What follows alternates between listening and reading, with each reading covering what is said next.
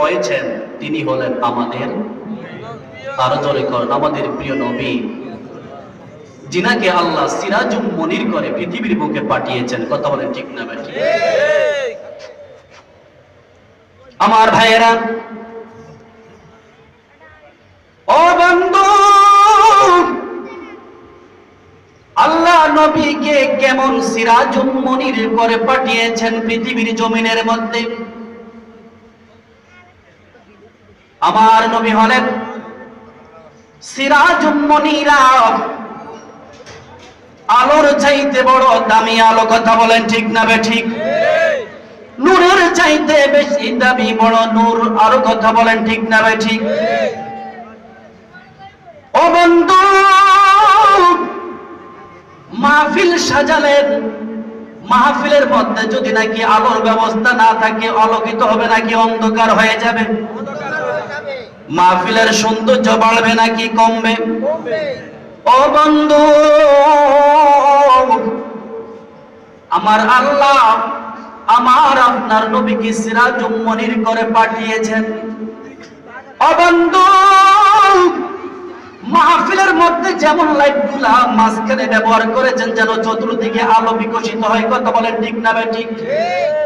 আমার আল্লাহ পাক রব্বুল আলামিন এই পৃথিবীর জমিনের মধ্যে মিডল একটা জায়গা রয়েছে, মক্কাতুল মুকাররমা। কথা বলেন। ও বন্ধু, আমার আল্লাহ পাক রব্বুল আলামিন আমার আপনার নবীকে সিরাজুম মনির বানাইয়া পৃথিবীর জমিনের সবচাইতে মাঝখান যে জায়গাটা আছে মক্কা মুকাররমা, ওই জায়গার মধ্যে আমার আপনার নবীকে আল্লাহ পাঠিয়েছেন। কেন পাঠিয়েছেন? ওই স্থান থেকে, মিডল থেকে যেন চতুর্দিকে এই সিরাজুম মনিরের আলো যেন প্রকাশিত হতে পারে। এত সুন্দর দামি করে সিরাজুম মনির করে নবীকে পাঠিয়েছেন, তাও কোন বিশ্বের এক প্রান্তে না, এক পাশে নয়, বিশ্বের সব চাইতে মাঝখানের মধ্যে। আপনি গুগলে সার্চ দিয়ে দেখবেন, আপনি যদি নাকি বিশ্ব ম্যাপ দেখেন, মানচিত্র দেখেন, ওই জায়গার মধ্যে দেখবেন সৌদি আরব, এটা বিশ্বের মাঝখানে। সুবহানাল্লাহ। নবীকে মাঝখানের মধ্যে সিরাজুম মনির করে পাঠিয়ে পুরা চতুর্দিকে আলোকিত করে দিয়েছেন। সুবহানাল্লাহ, সুবহানাল্লাহ। আমার নবীর কেমন সম্মান, কেমন নাম! আল্লাহ এই জায়গার মধ্যে সিরাজুম মনির করে পাঠিয়েছেন। অন্য জায়গার মধ্যে আল্লাহ পাক রব্বুল আলামিন বলেছেন, ওয়া মা আরসালনাকা ইল্লা রাহমাতাল লিল আলামিন। আমার নবী হলো কি পুরা পৃথিবী জাহানের জন্য রহমত। সুবহানাল্লাহ। ও বন্ধু, আল্লাহ নবীর সম্পর্কে বলেছেন, নবী গো আপনি হলেন পুরা পৃথিবী জাহানের জন্য রহমত। কথা বলেন ঠিক না বে ঠিক? বিশ্ব জাহানের জন্য রহমত। আর আল্লাহ নিজের সম্পর্কে বলেছেন, আলহামদুলিল্লাহি রাব্বিল আলামিন। আল্লাহু আকবার। আল্লাহ বলেছেন, নিজের সম্পর্কে বলেছেন আলহামদুলিল্লাহি রাব্বিল আলামিন। আর নবীর সম্পর্কে বলেছেন, ওয়া মা আরসালনাকা ইল্লা রাহমাতাল লিল আলামিন। দুনো আয়াতের মধ্যে আলামিন আছে না নাই? আল্লাহর জায়গায় আলামিন আছে, নবীর জায়গায় আলামিন আছে। কথা বলেন ঠিক না বে ঠিক? আল্লাহ জানিয়ে দিয়েছেন, বন্ধু ও নবী গো, আমি আল্লাহ পাক রব্বুল আলামিন পুরা পৃথিবী জাহানের জন্য, বিশ্ব জাহানের জন্য হলাম রব। আর আমার রবের এরিয়া যতটুকু, ওই এরিয়ার আপনি হলেন গিয়ে রহমত। কত দামি! সুবহানাল্লাহ, সুবহানাল্লাহ। হাজরিন, মানুষের একটু বসতে কষ্ট হচ্ছে, আমরা কি একটু সুযোগ করে দিব যারা পিছনে আছে তাদেরকে বসার জন্য?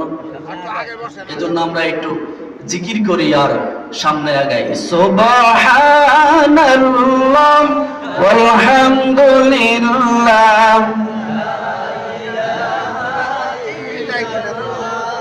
সুবহানাল্লাহ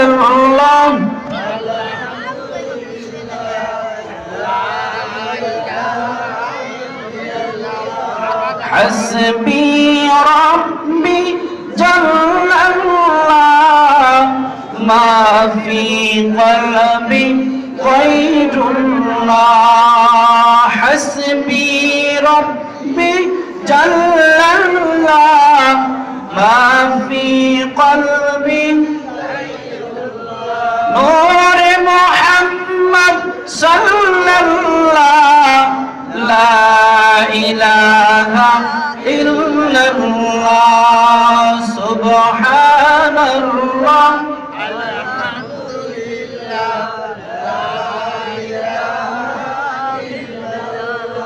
আমার নবী পুরা পৃথিবী জানার জন্য রহমত, আমাদের জন্য কি? মানুষের জন্য রহমত, পশু পাখির জন্য রহমত, পানির জন্য কি? রহমত। সুবহানাল্লাহ। আমার ভাইয়েরা, নবী পানির জন্য রহমত। নবী একদিন সাহাবায়ে কেরামদেরকে অর্ডার করলেন, ও সাহাবায়ে কেরামেরা, পানির প্রয়োজন, পানি সংগ্রহ করো। সাহাবারা বের হয়ে গেল পানি সংগ্রহ করার জন্য। সবাই খোঁজ করতেছেন, কোথায়ও পানি খুঁজে পান না। একজন সাহাবী একটু পানি খুঁজে পেলেন, একটু পানি, এক মশক অল্প একটু পানি খুঁজে পেলেন। নবীর দরবারে পানি নিয়ে আসা হলো। নবীকে বলা হলো, ইয়া রাসূলুল্লাহ, পানি খুঁজলাম কোথাও পানি পাই না, কিন্তু এক জায়গায় অল্প একটু পানি পাইলাম। ও নবী, পানি একটু পাইলাম, যেই পানিটা পেয়েছি শুধু আপনি একটু যদি পান করেন হয়তো বা গলাটা একটু ভিজবে, আর কেউ খেতে পারবে না। অসংখ্য সাহাবায়ে কেরাম, সবার পানির প্রয়োজন, সবাই তৃষ্ণার্ত, পানির প্রয়োজন। নবী বললেন, ও সাহাবী, কই পানি? আমার কাছে পানিটা নিয়ে আসো। নবীর দরবারে পানি নিয়ে আসা হলো। এবারে নবী বিসমিল্লাহ বলে পানির ভিতরে একটু হাত মোবারক রাখলেন, আঙ্গুল মোবারক রাখলেন। সুবহানাল্লাহ। যখন নবী পানির মধ্যে নবীর হাত আঙ্গুল মোবারকটা রাখলেন, দেরি হলো না, পানির বুঝতে আর বাকি হলো না। সাথে সাথে নবীর আঙ্গুল মোবারক গুলা ঝর্ণায় পরিণত হয়ে গেছে। পানি নবীর আঙ্গুল থেকে পানি বের হতে লাগলো। সুবহানাল্লাহ। পানি বুঝতে পেরেছে, চিনতে পেরেছে আমার নবীকে। সাহাবায়ে কেরামরা দেখে আশ্চর্যজনিত হয়ে যায়। সকল সাহাবায়ে কেরামরা এই দৃশ্য দেখার পর নবীকে বললেন, ইয়া রাসূলুল্লাহ, আপনার সঙ্গে যতদিন ছিলাম এত আশ্চর্য ঘটনা আর কোনোদিন দেখলাম না, বুঝে আসে না। এবার নবী বললেন, ও সাহাবায়ে কেরাম, আমি নবী যেমন তোমাদের জন্য রহমত, আমি নবী পানির জন্য রহমত। সুবহানাল্লাহ। ও বন্ধু, শুধু তাই নয়, আমার নবী গাছের জন্য কি? আরো জোরে গান। গাছের জন্য নবী রহমত। একজন ইহুদি এখনো ইসলাম গ্রহণ করে না, নবীকে পরীক্ষা করবে। নবীকে পরীক্ষা যখন করবে, কি দিয়ে পরীক্ষা করা যায় কিছুই দেখা যাচ্ছে না, মরুভ্রান্ত বালুর মাঠ। হঠাৎ করে ইহুদি একটা ধুরের মধ্যে গাছ দেখতে পেলেন। ইহুদি এবার নবীকে বললেন, ও আল্লাহর পয়গম্বর, আমি আপনার একটা পরীক্ষা নিব, যদি আপনি পরীক্ষায় যদি পাশ করতে পারেন, আমি কথা দিলাম আমি আপনার হাতে ইসলাম গ্রহণ করব। নবীর পরীক্ষা নেবেন। পৃথিবীর জমিনে এমন কেউ আছে নবীর পরীক্ষা নিয়ে নবীকে হারাবেন? কেউ আছে?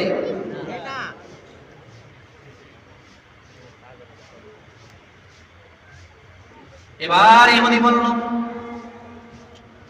আল্লাহর পয়গম্বর, যে গাছটা দেখা যায় গাছটা যদি আপনার কাছে চলে আসতে পারে, আমি কথা দিলাম আমি ইহুদি ইসলাম গ্রহণ করে আপনার কাছে মুসলমান হয়ে যাব। নবী বললেন, ইহুদি এটা তো ছোট একটা কেবল পরীক্ষার, বড় কি পরীক্ষা আছে নিতে পারো? ইহুদি বলল, আল্লাহর পয়গম্বর, এটা হলেই যথেষ্ট হয়ে যাবে আমার জন্য। এবারে নবী বললেন, ইহুদি ওই গাছটার কাছে যাও, তুমি যাইয়া শুধু আমার কথা বলবা, যাও, তোমাকে নবী ডাকতেছে। ইহুদি নবীর কথা অনুযায়ী গাছের কাছে গেল। গাছকে যখন বলল, এই গাছ, তোমাকে আল্লাহর পয়গম্বর নবী ডাকতেছেন, দেরি হলো না, দেরি হলো না। গাছটা একটা মোড় দিলে, দিকে একটা মোড়, দিকে একটা মোড়, ডানে একটা মোড়, বামে একটা মোড় দিয়ে দেরি করলো না, শিকড় গুলা গজাইয়া সাথে সাথে নবীর কাছে চলে আসে। নবীর কাছে আসার পর গাছটা নবীকে বললেন, লাব্বাইকা ইয়া রাসূলুল্লাহ, আসসালাতু ওয়াসসালামু আলাইকা ইয়া রাসূলুল্লাহ। ও নবী, আপনি কেন আমাকে ডেকেছেন? জানতে চাই কি আমার প্রয়োজন, কি আমি আপনার সেবা করতে পারি? নবী বললেন, গাছরে, কোনো কিছুই করার প্রয়োজন নাই, একটা পরীক্ষা ছিল, এই জন্য তোমাকে ডাকা হয়েছে। দেরি করলো না। ইহুদি সাথে সাথে দৃশ্যটা দেখার পর আমার আপনার নবীর কাছে ইসলাম গ্রহণ করে নিয়েছে। চিৎকার করে বলা যাবে কি, ইয়া রাসূলুল্লাহ! কত দামি নবী আমরা পেয়েছি, শ্রেষ্ঠ নবী। নবীর শান শোনার পরে ভালো লাগে কি লাগে না? আরো জোরে কর। আমার ভাইয়েরা, নবীর শান এখানে শেষ নয়। আল্লাহ পাক রব্বুল আলামিন নবীর শান বর্ণনা করে দিয়েছেন, ইয়া আইয়ুহাল্লাযীনা আমানু লা তারফাউ আসওয়াতাকুম ফাওকা সাওতিন নবী। আল্লাহ আয়াত নাযিল করে দিয়েছেন যে ঈমানদারেরা, তোমরা নবীর আওয়াজের চাইতে বেশি আওয়াজ দিয়ে কথা বলো না। এই আয়াতে কারিমা যখন নাযিল হয়, একজন সাহাবীর তার কথার পরিপ্রেক্ষিতে এই আয়াতে কারিমাটা নাযিল হয়েছে। সাবেদ বিন ওয়াক্কাস নবীর দরবারে একদিন হাজির ছিল। কোন প্রাসঙ্গিক কোন কথা এই সাহাবী একটু জোরে কথা বলেছে, আওয়াজটা একটু বড় হয়ে গেছে নবীর সামনে। আল্লাহ সহ্য করতে পারে না, সুবহানাল্লাহ। আল্লাহ আয়াত নাযিল করে দিলেন, ঈমানদারেরা, আমার নবীর সামনে জোরে কথা বলা যাবে না, আমার নবীর সামনে আস্তে কথা বলতে হবে, নবীর স্বরের চাইতে বেশি স্বর করা যাবে না, নবীর আওয়াজের উপরে কোনো আওয়াজ দেওয়া। এই আয়াতে কারিমাটা নাযিল হয়ে যাওয়ার পর সাহাবী দৌড়িয়ে তার ঘরের মধ্যে চলে যায়। ঘরের মধ্যে চলে যাওয়ার পরে বিবিকে বললেন, বিবি দরজাটা লক করে দাও, আমার কাছে কেন কেউ যেন আসতে না পারে। ঘরের মধ্যে পড়িয়া বিনয়া বিনয়া কাঁদতেছে। আমার কথাটা নবীর আওয়াজের চাইতে বড় হয়ে গেছে, যার কারণে আল্লাহ পাক রব্বুল আলামিন কোরআন আয়াত নাজিল করে দিয়েছেন। শুধু তাই নয়, আমার বেয়াদবি হয়ে গেছে নবীর দরবারে, আল্লাহ আমাকে ক্ষমা করবে না, নবীও আমাকে ক্ষমা করবে না। ঘরের মধ্যে বসিয়া বিনয়া বিনয়া তিনি শুধু কাঁদতেছেন কাঁদতেছেন। ও বন্ধু,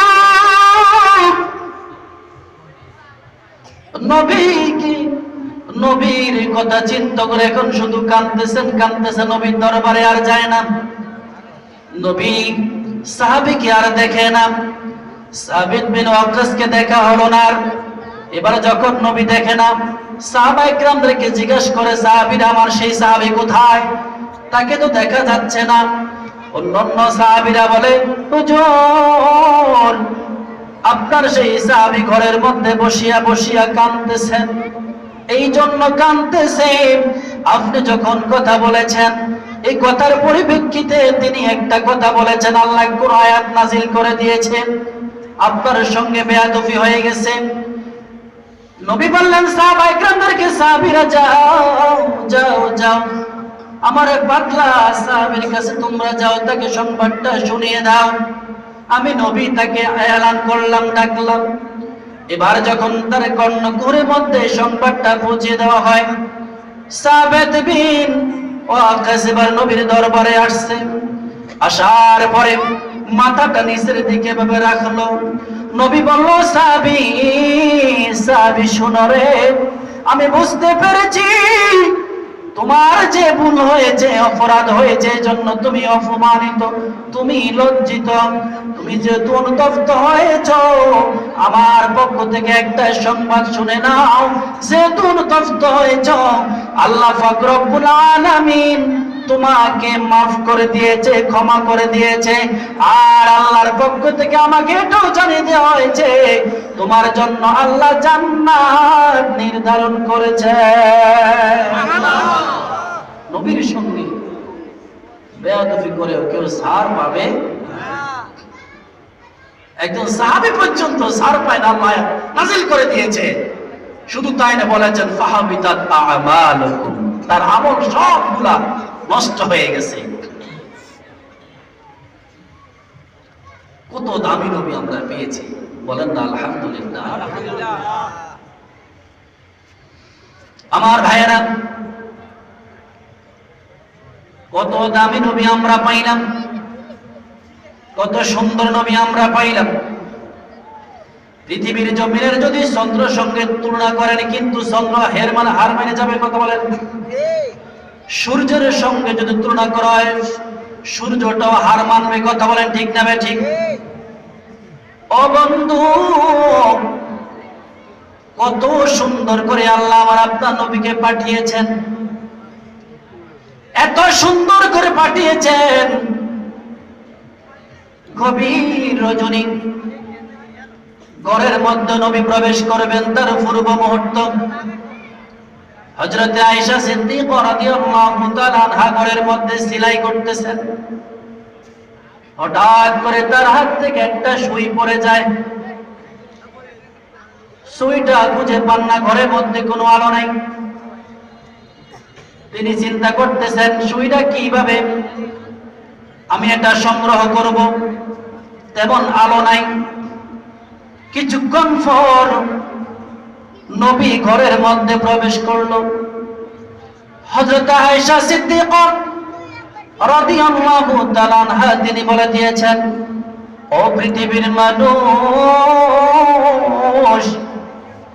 শুনে নাও, নবী যখন আমার ঘরের মধ্যে ঢুকলেন, ঢুকার সঙ্গে সঙ্গে এত সৌন্দর্য আলো বের হয়ে যায়, নবীর সৌন্দর্যে এত সুন্দর আলো বের হয়ে যায়। আমি আয়েশার সেই হারানো সুষ্টি পেতে আর দেরি হয় না। কত সুন্দর নবী আমরা পাইছি, আলহামদুলিল্লাহ।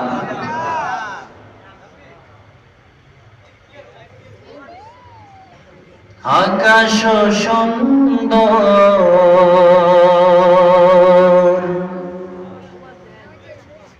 নদীও সুন্দর,